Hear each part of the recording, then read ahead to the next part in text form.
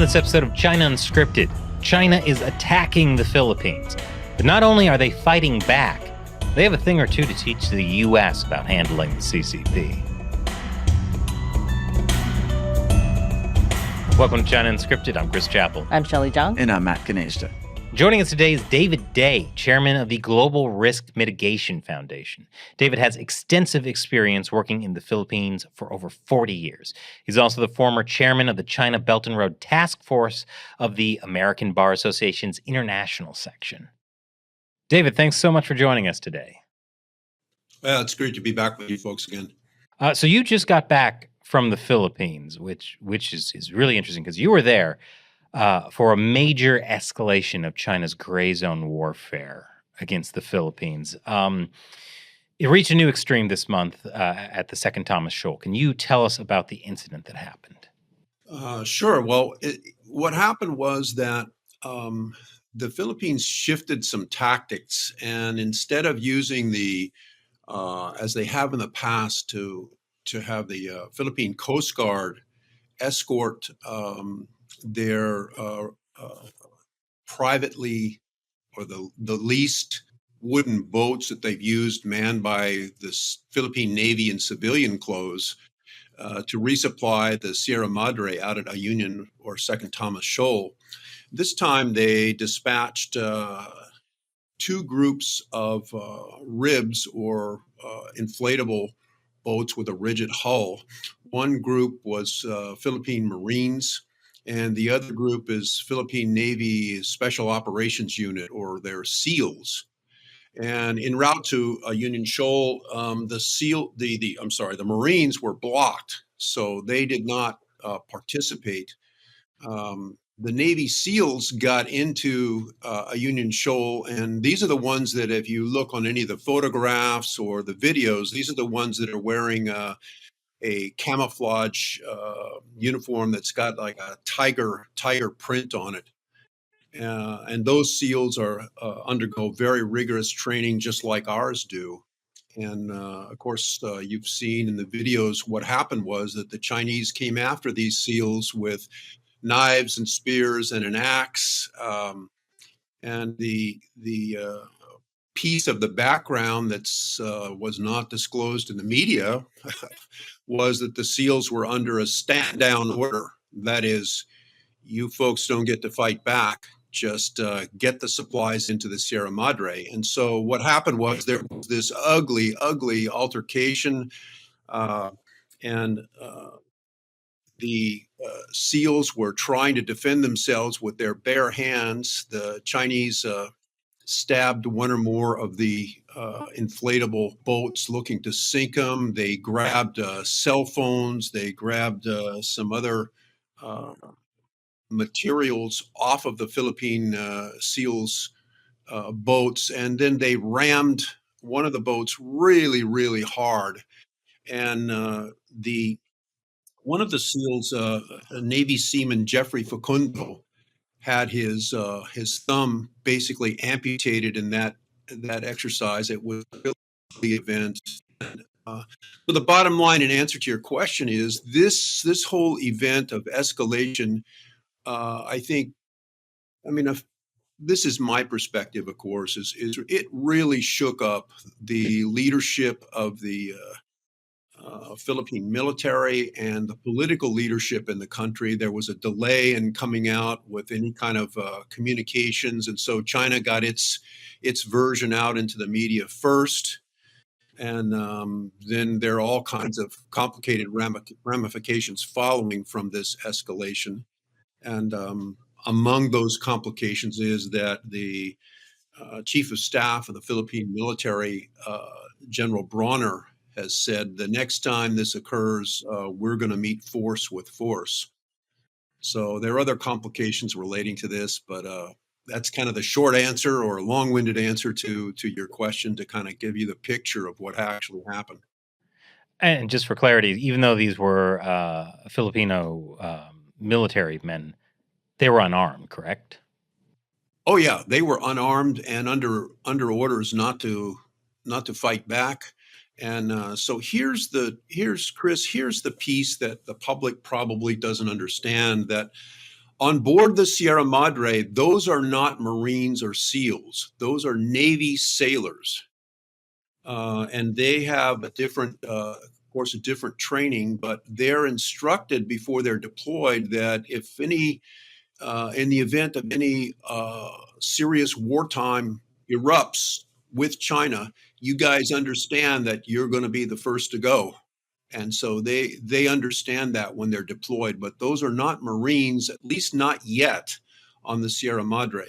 The second thing, Chris, is that if you watch closely at the videos, you'll see that the Chinese are within just a few feet of the hull of the Sierra Madre. So, of course, there is great concern that we may see a boarding of the Sierra Madre in the future, and that will be a fight. Some people will get hurt seriously if that happens, or even more seriously. I saw one news report while I was in the Philippines that one of the SEALs that was on this mission was basically crying because they had this stand down order and they wanted to just jerk some of the Chinese into the water and drown them, but they were under orders not to. So that this whole exercise has been a morale hit. Is it clear why the Chinese side went at the Filipino boats with like the axes and the things like that? They changed their tactics this time?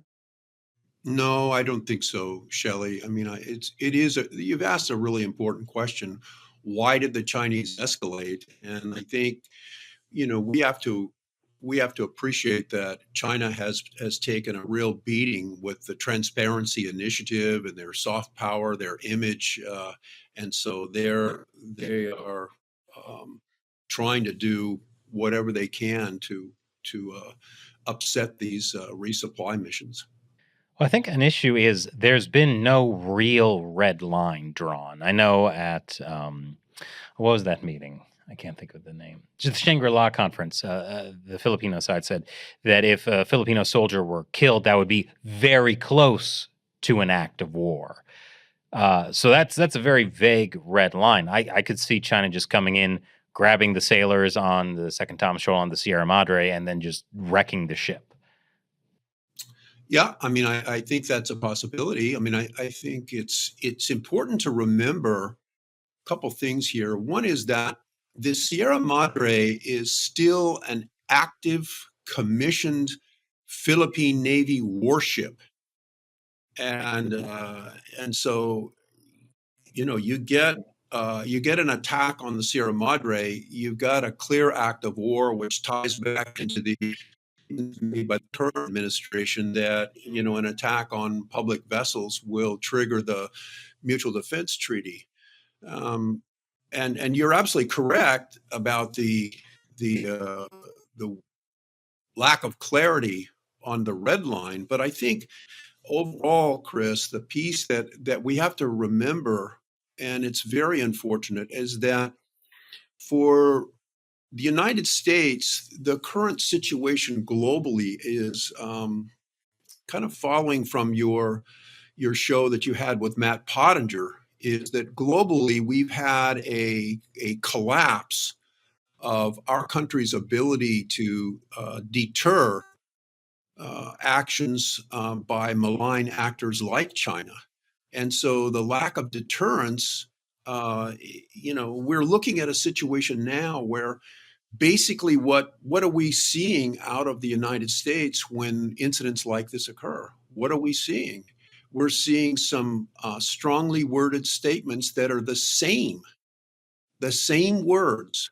And if you go to the statements of the foreign ministry in Beijing, they use the same words. It's we've got win-win. This is protecting our territorial integrity, yada yada yada. And on our side, we do the same thing. You see, I mean, I can't tell you how many times I've seen the term shoulder to shoulder, or our relationship is ironclad, yada yada yada. And so that concept of using strong words is no longer a deterrent. And we can see the breakdown of our country's ability to deter malign actors. I mean, look at how the current administration has failed with Putin, has failed in the Red Sea. Maybe it started with the withdrawal in Afghanistan.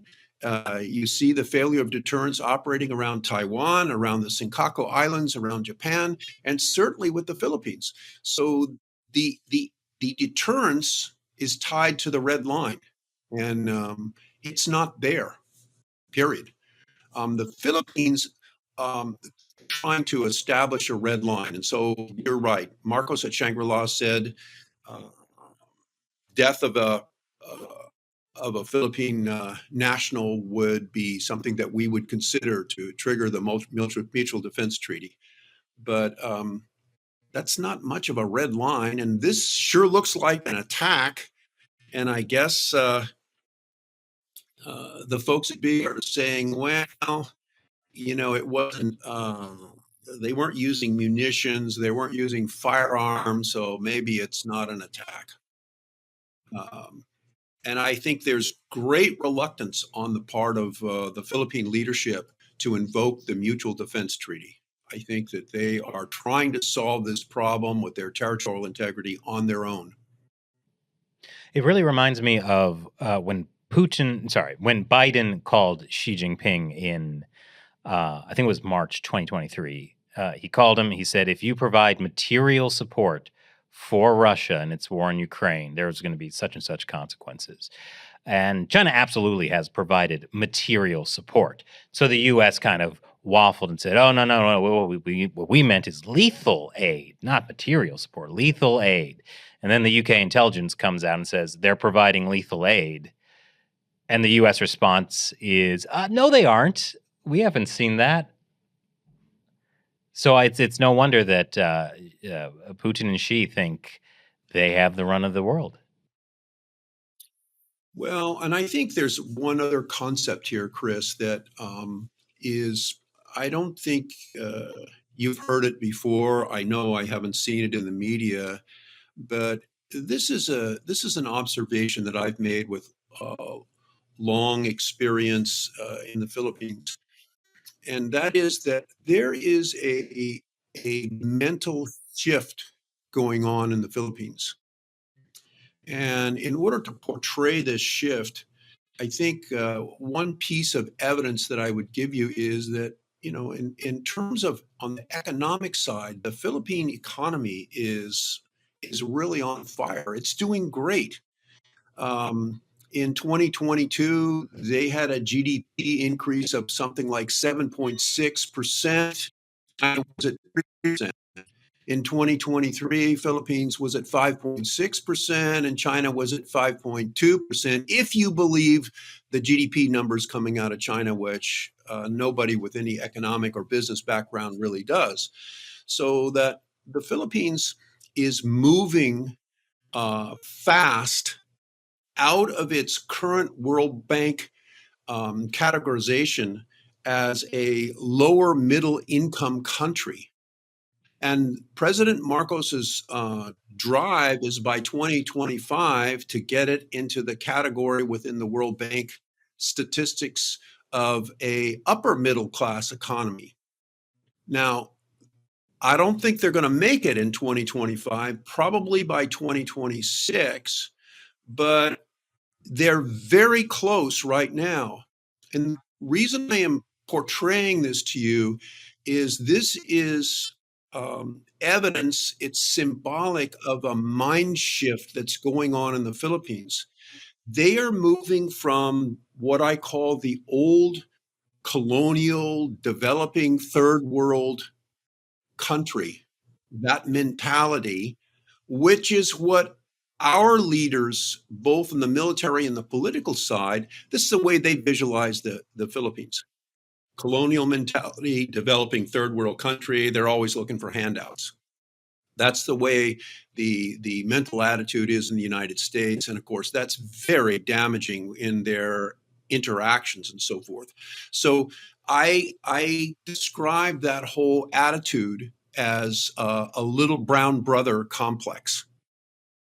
And you see this in the way that some of our military leaders talk about the Philippines. They make fun of them. They make fun of their maintenance ability. They give them old equipment, which is we can't even maintain it in our own country, and then they make fun of them because they can't maintain it. They don't have the latest and the greatest. But here's the shift that's going on that's very sophisticated, is that internally within the country, they are moving from this developing country, lower middle income status to a middle power. Now, that changes the dynamics big time in terms of the relationship with the United States, with its new trilateral alliance with Japan, and even with China. And so, what do I have as evidence of that? I think we're seeing the Philippines they really are pushing to upgrade on the military, the defense side.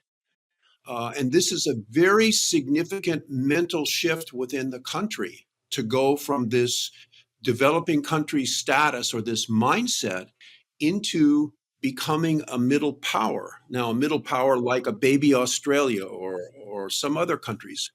The difference in this, the reason I bring this up, is that the Philippines is in a position to help the United States. I know that is not the attitude in Washington, but the Philippines can supply human resources in very sophisticated areas that we don't even have. What are those sophisticated areas? One of them is in an understanding and a pushback in the whole field of political warfare. Why? Because they're in the fight and our folks are not. Another area is in cognitive warfare, how to respond, how to push back. Why? Because we don't do cognitive warfare in our country. We're not even prepared for that. So on the human resources side, Philippines can contribute. Also in manufacturing and supplying defense type equipment, if they were to get their defense industry up and flying, they could become a very strong supportive ally. And Chris, Shelley, and Matt, always remember, when you talk to anybody on the military side, one of the things they always overlook is there is no military organization in Asia, none, that has the actual training and combat experience of the armed forces of the Philippines. Why? Because they've been fighting an internal insurgency for, I don't know, what is it, 50, 60 years? And so they've been able to use their equipment. They've had training. They've worked with the United States. They've been in actual combat situations. And that is a different ball game than the Ukrainian armed forces, than the Han Chinese with the PLA or the PLAN. So if the bad situation develops, I think we're going to find that our ally in the Philippines is going to provide some surprising pushback. Now, China has territorial disputes with a lot of its neighbors, but it seems it's really focusing on the Philippines. Is this the reason China is going after the Philippines, that they see their potential as a threat? Yeah, I think Chris, that China is going after the Philippines as an alternative to punching through into the Pacific from Taiwan. And the reason I say that is that over the last, I would say 20, 30 years, the Philippine drug cartels, I mean, not Philippine, but the PLA and the Chinese have been flooding the southern Philippines with drugs as a weak punch out possibility into the Pacific. And so this was how ISIS and the Abu Sayyaf, as well as the NPA, developed a lot of their financing for arms. And I think that's one possibility. The other is that the Philippines is very rich country in terms of resources, in terms of critical minerals like nickel and oil and gas. And so I think that, as well as its seabed resources, its fish, its food, and so forth, which China needs. So I think that's where that's the incentive that China has. China is trying to push a fracture within the Philippines to get the United States out of the way. So that opens up the Bashi Channel and the Luzon Strait in the northern part of the country to whatever they want to do with Taiwan. And this business that the Marcos administration has done by pulling or getting the United States back involved is really causing problems for Beijing. Yeah, I mean, speaking of fractures, so President Marcos has a sister who's also a senator, Imee Marcos, and she has a pretty different take on how the Philippines ought to respond to China, especially when it comes to the U.S. So what's going on with that split? Well, Matt, that is one of the really sophisticated fractures, political fractures within the country. Imee Marcos and her brother, Bongbong or Ferdinand Marcos Jr., the president, are not really on speaking terms.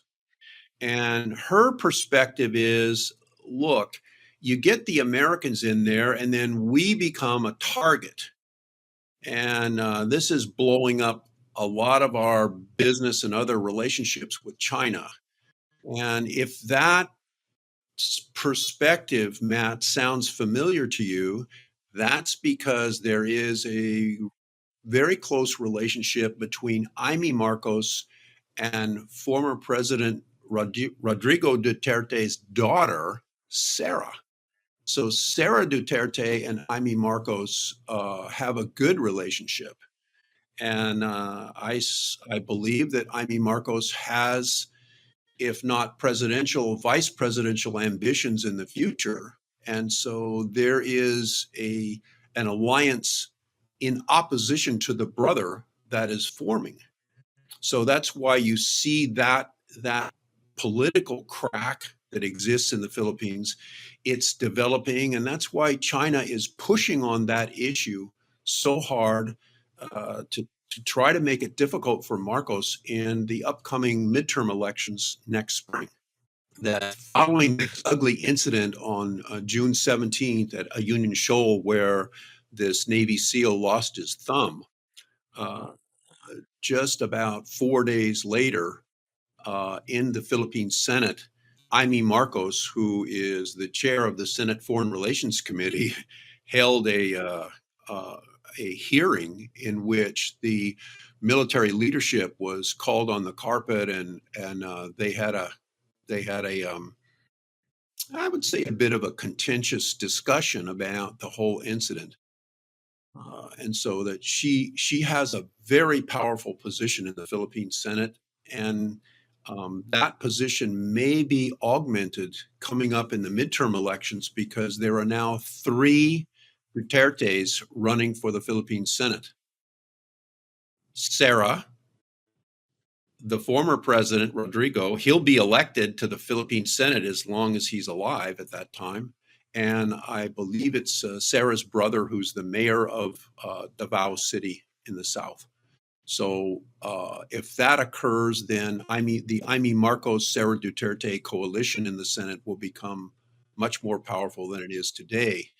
The reason that this discussion that we are having becomes important is that politically, I think that this is why we see the mid-range Typhoon missile system being pulled out of the Philippines. So could you talk a little bit about those Typhoon missiles being pulled, David? Well, this relates to a message that I've passed along to our extreme senior military leadership at the Pentagon. And that is that on this Typhoon system, it was brought in as a part of the Balikatan training exercises this spring. And, it brought into, deployed to an EDCA site. And the reaction of China China went nuts over this because this typhoon system has quite the range, and China was foaming at the mouth over this, which is an indicator that maybe that missile system should remain in the Philippines.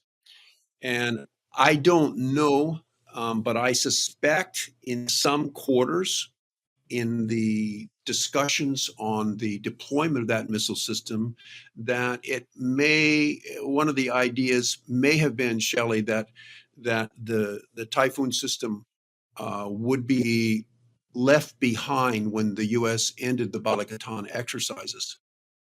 And the reason I say that is principally because we know that while it was deployed, there was a Philippine team that was trained on how to use it.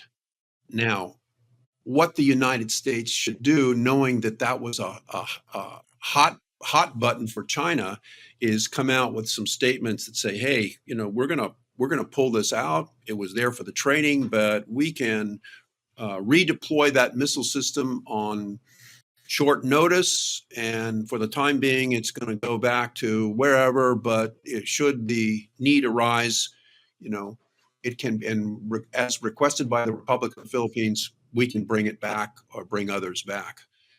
That type of statement, Shelley, has not yet been issued by the United States, but I believe it should be. So the Philippines has been very good about standing up to the CCP's gray zone warfare. As you mentioned, they have a lot of tactics that the U.S. could learn from about dealing with these kind of cognitive warfare tactics. Do you think this attack at the Second Thomas Shoal has solidified their resolve to fight back, or are they scared? Are they scared? The answer to that is no.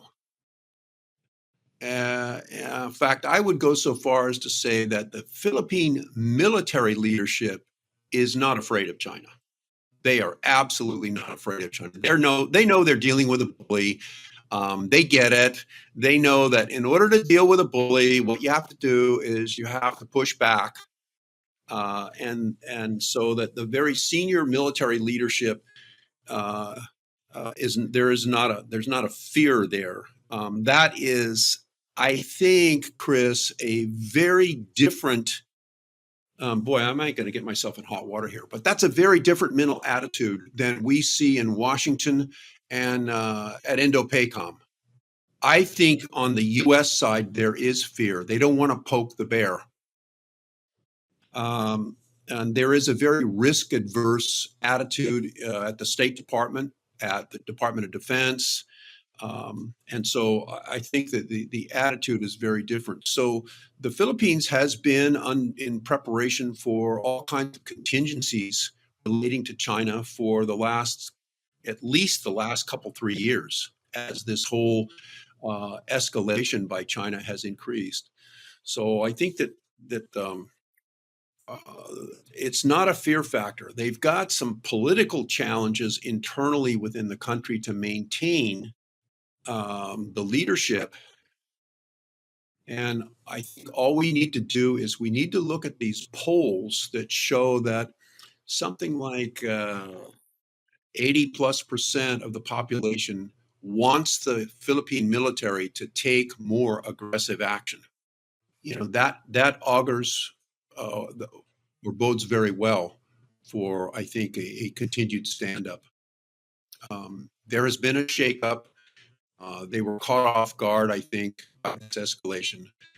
But General Bronner has come out with very strong statements that if you Chinese, you do this again, we're going to meet whatever force you bring on us with the same.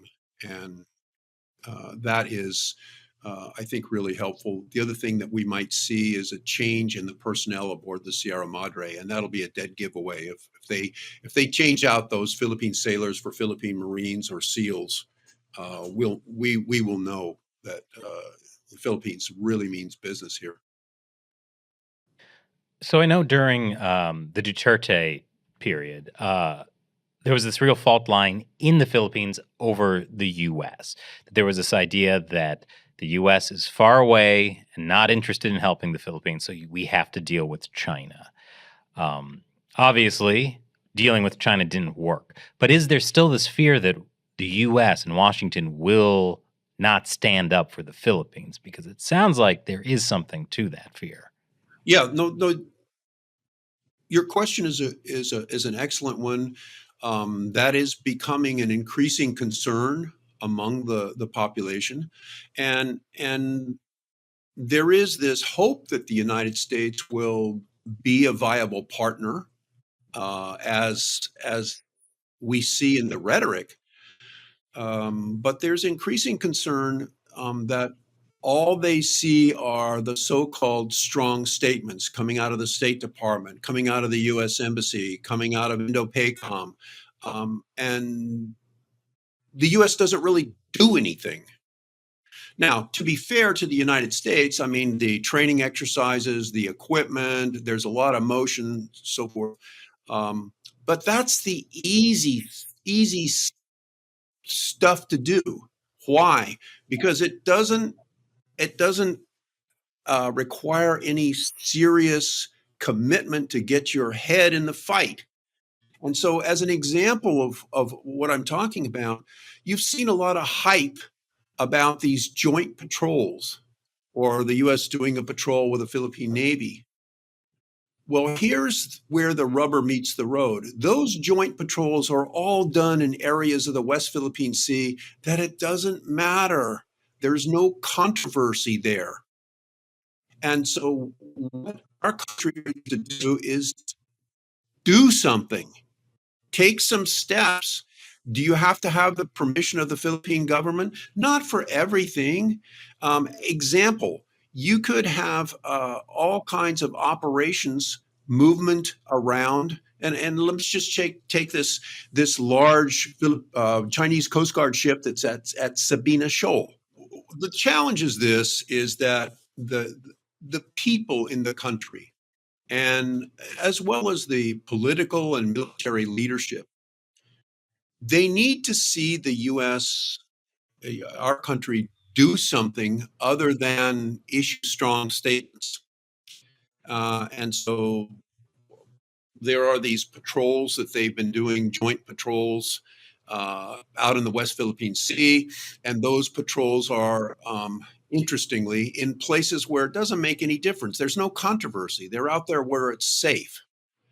And what needs to happen is that the United States needs to have physical presence. They need to understand the concept of how important it is to show the flag. Sabina Shoal is an area where there's a potential new China reclamation island that might be built there, and get down near Sabina Shoal and run some air operations for a couple of days, or take a couple of destroyers and or a fleet with a carrier and circle between a Union Shoal and go up to Scarborough Shoal for a few days and come back. The point here is that the Philippine population, as well as its military political leadership, are I think, getting weary of these strong statements, and that's all coming out of our State Department, our Department of Defense, and Indo-PACOM. They're looking to do something, or that the United States do something, and there are lots of things that the U.S. could do. And I know that there have been statements that the United States offered some type of assistance or support following this June 17 attack, and that was turned down. That's the media report. I mean, I wasn't in the room, so I don't know. But among the things that the United States could do, for instance, is at Sabina Shoal, where there is this large monster ship. We could be running air operations down there for a few days. We could have a fleet that goes back up to uh, Scarborough Shoal. We could have operations in the areas of the West Philippine Sea where it's really important, where there's a controversy. The showing the flag means you got to get in there where there are problems and show that the United States is truly going to stand shoulder to shoulder with their ally. That also might mean some fleet operations out near Bagasa Island, And why is that? Because the Chinese may be building new islands out at Sandy Key 1 and Sandy Key 2, which are just a couple miles from the Philippine island of Formosa, way out in the western edge of the Philippine economic zone. So that the presence and showing the flag are really important. So you've mentioned a lot of things the U.S. government and military can do to support the Philippines. Is there anything our viewers in the U.S. could do? Yes, those that understand the situation um, uh, need to recognize that what happens is that there is an event, and then there is a press conference on three sides. Those press conferences, the first one that will come out will be the Ministry of Foreign Affairs from China. The second one that will come out will be from the Philippine, uh, likely the Coast Guard. Jay Torella will be the spokesperson for the Coast Guard. That'll be the second press conference. Maybe the Philippine military. Then the third statement will be not a press conference so much, will come out of Indo-PACOM or our State Department. Now, where the viewers can provide help is there's a gap when an incident occurs and then the press conferences. And in that gap, what our viewers could do is provide supportive comments and multiply it out throughout social media so that the Chinese version of the story does not get out first. Now, this is difficult for viewers to do because maybe they don't know all the facts, so they don't know any of the facts. But I think just expressing skepticism on the Chinese version or getting out in front and providing some supportive comments in social media before the Chinese can actually get to a press conference would be an enormous help. The other is to press in social media our administration, both politically and militarily, to do something, to take some action.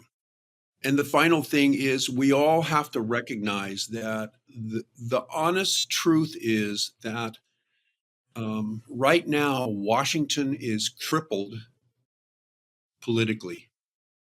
And I would even go so far as to say, in a lot of ways, Washington is also crippled mentally, and this is a enhanced lack of deterrence for China actions. And so, until these two qualities in Washington are repaired, um, China is going to be continually encouraged to try again and again and again to assert its final sovereignty over the entire South China Sea. And we always need to remember that China does things in threes. The first is they acquire the asset. And they started this back in 1950, early 1951, when the 9-dash line claim, they started squatting on top of Taiwan's 1947 11-dash line. And then after acquiring the asset, they take steps to harden the asset. And that second step starts about 1995 when they claim Mischief Reef. And then the final step is to assert territorial sovereignty over the asset. And that's what they're doing now. That's why they use the white-hulled Coast Guard ships. Why? Because that is now deemed to be internal waters of the People's Republic of China.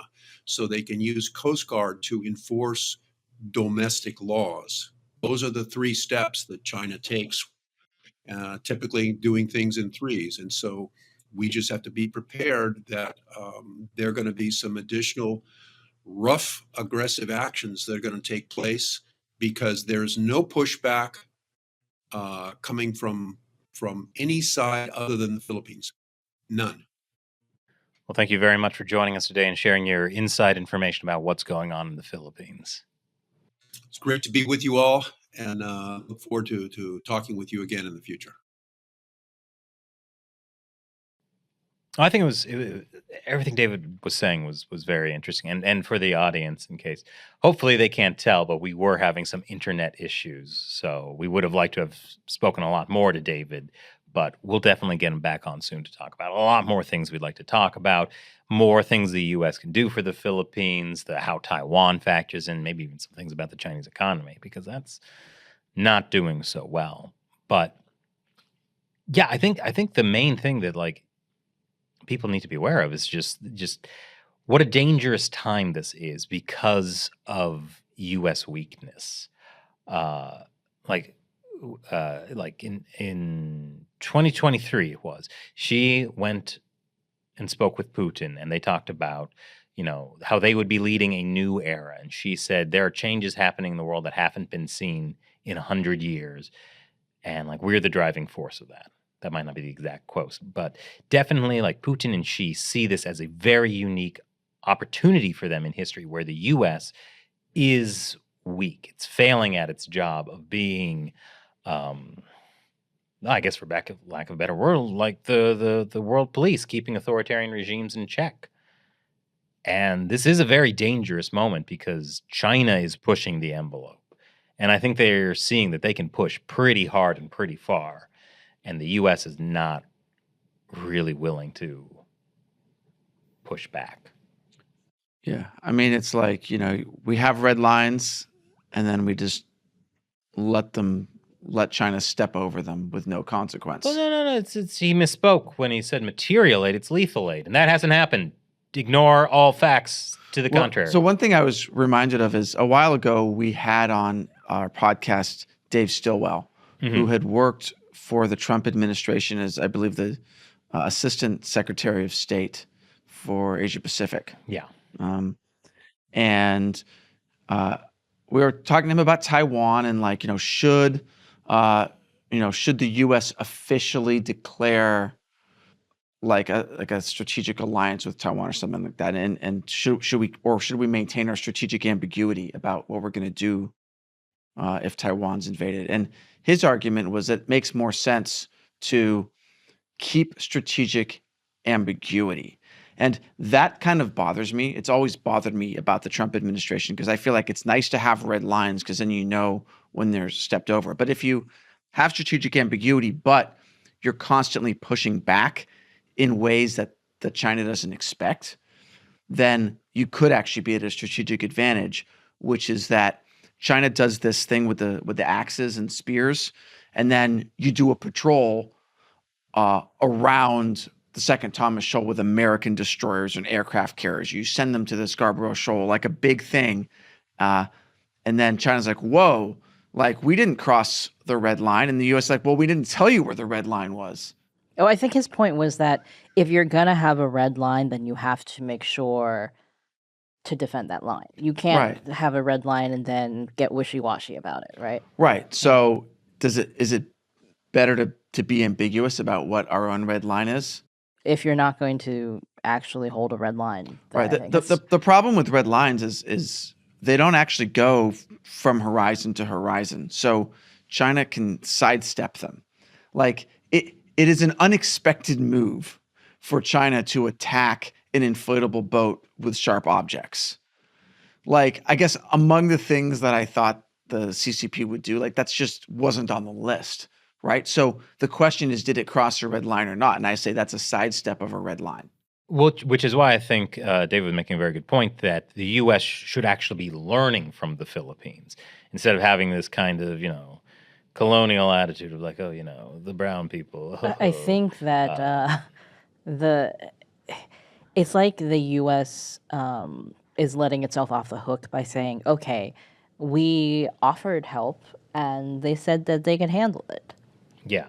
But there might be other reasons that the Philippines wants to handle the refueling missions to Second Thomas Shoal themselves that have to do with their own political things or their own calculations that they don't want the U.S. to step in on that. But I forget who we had on that was talking about thinking more creatively about ways to counter the CCP. But I think what David was talking about were ways of thinking more creatively. Yeah. Right. About, okay, well, maybe you don't want to directly interfere with whatever plans the Philippines has for the Second Thomas Shoal and the Sierra Madre, but you can do these other things that have to do more broadly with the CCP trying to come in and claim this part of the West Philippine Sea, or trying to maybe start dredging a new island near this other shoal. So there's different ways to think creatively about it that won't Yeah. escalate the situation or whatever they're afraid of. And I think that was the problem with the U.S. response about like, oh, do you want our help with refueling or something very specific? And they said no. And the U.S. can be like, okay, fine. We don't have to do anything. Instead of the U.S. should have been like, what can we do to help? Rather than giving like the specific thing that maybe they had a feeling that they wouldn't accept that help. And now the U.S. doesn't have to do anything. Yeah, I And mean, it's just an excuse. we don't know, right, exactly what I like what to went think down, the worst of our government. That's my right as an American. It is your right as an American. Mm. But yeah, I think it was interesting what David was saying too about trying to get ahead of the CCP's version of things. Yeah, because their response was the Philippines rammed our ships. It's just like Tiananmen Square. Oh, the poor PLA they were being fired on by the armed protesters, and they didn't want to fight back, but they had to save the country. China is the victim. You know, they had to defend themselves. Shelley, with I'm being axes. sarcastic. Okay, yeah, okay. I know You that. see. Don't you have a master's degree in sarcasm? Hey, yeah, that's $500 million I spent. That's an exaggeration. It's only hundreds of thousands. God, student loan debt is a problem. Well, you know, we were talking earlier about the whole Ukraine issue. So, as we're recording this, there's a NATO summit going on in Washington, D.C., and NATO actually accused Beijing of becoming a decisive enabler of Russia's war against Ukraine, Oh, and demanded that it halt shipments of weapons components and other technology. So, oh my God, this is a strong statement. yeah, we'll have to see what happens if they don't. You know, if NATO demands that they halt weapons components shipments and they don't, then what happens? Another strong statement. I don't know, but I mean, it is a. So the interesting thing about this is NATO was trying to not like mention the CCP essentially. Like they've never. It took them until 2019 to mention China at all. Yeah. As a concern. So, yeah, I think it'll be interesting to see what happens after this. Well, I mean, I can give some suggestions about what they could do if China is, in fact, which it is, supplying weapons to Russia, which is the main, the biggest Western European economies stop trading with China in certain industries. I mean, you don't have to completely decouple, but you could stop in certain key industries that are ones specifically designed to hurt China and their leadership more than they hurt that country, right? I mean, the EVs thing they're already kind of doing. Huh. You see how they stepped around that? Oh, no, I didn't see the latest on that. So to get around that, China's partnering with, oh my gosh, I hope I'm not forgetting. I think it was Turkey. I'm now confusing a story that I recorded today about Hungary and one about Turkey. I'm pretty sure it's Turkey. But you're saying that because you're hungry. Could be, and it's Turkey now. So anyways, they're now going to be China is going to be building EVs I'm just going to quickly double check, in Turkey. That's how you say it, Turkey now. They're going to be building cars there, which has a different agreement with the EU. So these Chinese EVs can get in around that 38% tariff. Because wow. That's... I mean, sidestep. There's a Chinese company who's opening a solar panel manufacturing plant in North Carolina. So it's just these. The problem is that you have these very rigid laws about what defines like made in Europe. Also, that Chinese solar panel manufacturing, it just disguising itself as a Vietnamese company. Oh yeah. This reminds me of that that episode that you did, Shelley. This is like several years ago, it's pre-COVID, when you were in Italy and there was all these like Chinese run sweatshops with Chinese workers in towns that had been overrun with like Chinese gambling and prostitution and all these things, right? And I mean, it was really only one town, but it yes. was Prado, right? And basically in this town, it was all Chinese people in an all Chinese environment making manufactured like handbags and clothing with materials like fabric and leather that had been imported from China. But because the final assembly steps were done technically in Italy, it was legal to label it made in Italy or made in the EU, and according to the EU's rules, right? Yeah. And so as a consumer, you just don't have any way to tell the difference. Yeah, so if you get like a dress from TJ Maxx or Marshalls or something that says made in Italy, it was probably made in this Chinese sweatshop town. Yeah, and it's terrifying to not be able to tell the difference. And this is, of course, what's going to happen with solar panels in the US. It's what's going to happen with EVs made in Turkey. I'm going to say Turkey like I say Czechia, which is basically with like, I get that this is the new name, but I have a hard time changing. It'll always be Czechoslovakia to me. I have a Cold War mentality. What can I say? But yeah, so you were talking about things the U.S. can and European countries can do. I think another great thing is cutting off Chinese officials from Western financial institutions. They shouldn't be able to, Xi Jinping's daughter should not be able to study at Harvard. But Harvard wants the best and brightest. The future leaders, Chris. I've been to Harvard. They don't have that. So one thing we have been trying to do on this show, and by this show I mean also China Uncensored, is make people aware that the Chinese Communist Party is a threat. And unfortunately, I think a lot of people in Washington now do see that the CCP is a threat, but rather than coming to the conclusion, we have to stand up to this, they don't want to deal with it. They want to do everything they can to avoid the threat. And that's how they're dealing with it. Well, I think there's this idea that it is possible to somehow de-escalate the threat through essentially appeasement. I don't think they would call it appeasement, but that is what it is.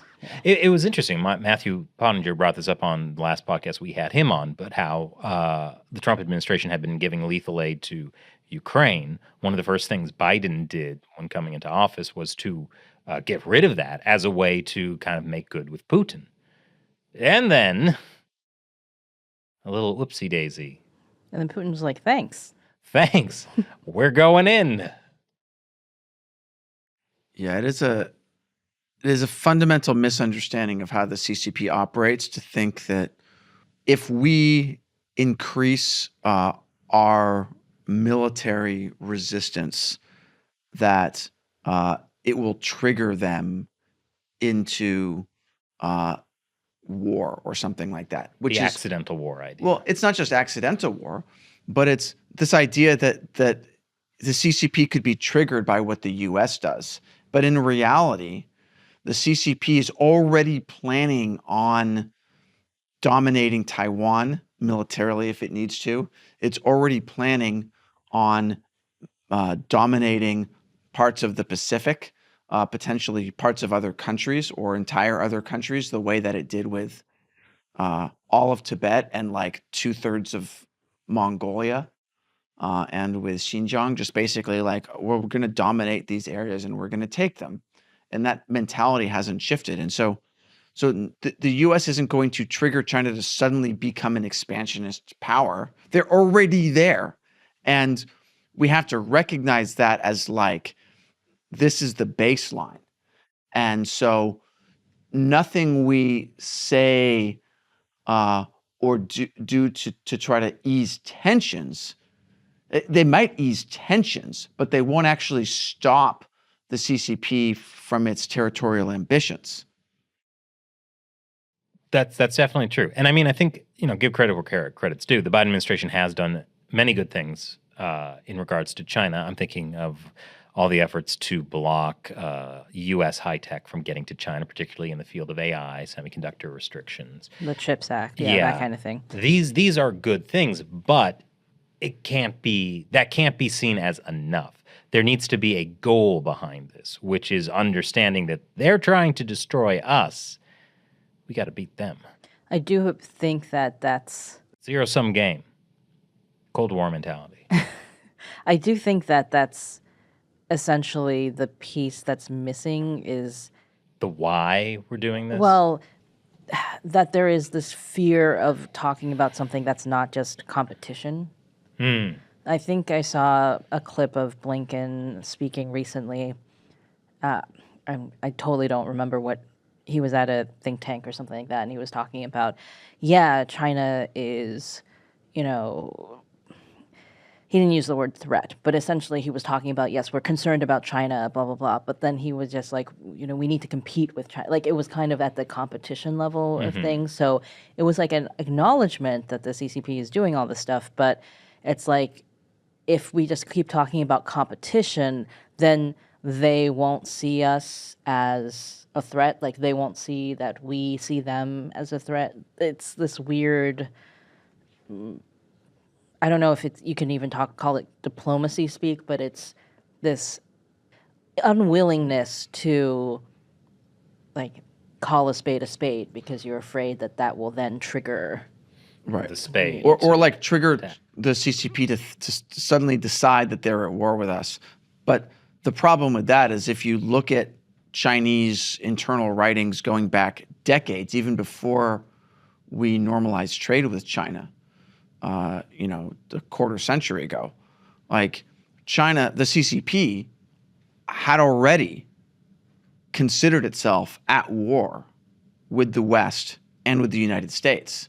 And they were already thinking up ways to be involved in asymmetrical warfare, like that book published in '99 by those two Chinese military colonels. If you understand that the CCP already thinks that it's at war with the United States, they already believe that, they're already operating like that, then Blinken's position makes no sense in terms of competition, because they're at war with us and we're going to compete with them. It's like a total. It's ridiculous. We are in competition with the UK, whom we beat in 1776. Completely factually accurate. We're not in competition with China. And yes, I know American history. That was a joke. Okay. Were you saying that for the people typing frantically now under the comments under the video? Actually, yeah. I do think that... that was the Gettysburg Address, 1776. Come on. Yes, exactly. I'm not an idiot. I'm now thinking of watching the 1776 musical with you on 4th of July. Oh, yeah, I made a joke about that. Yes. Yeah, they're writing the Gettysburg. 4 scores. Yes. All right. So I was going to give you a segue into musical theater because it's been, at least a couple of weeks since we talked about musical theater. But perhaps not. Perhaps we should just talk about China and the Philippines. Yeah. I don't think we need musical theater digression. But so anyways, I think, again, it's very important to remember what David was saying about what you guys can do. You guys can actually, those of you in the Philippines who are watching, I love you. Those of you in the U.S., there are things you can be doing to actually make an impact in this. And so I hope we do often ask our guests what you can do, because there's often many things you can do, and take that responsibility seriously. 1776 all over again. What? Thank you for watching China Unscripted. I'm Chris Chappell. I'm Shelley Zhang. And I'm Matt Gnezda. We'll talk to you next time.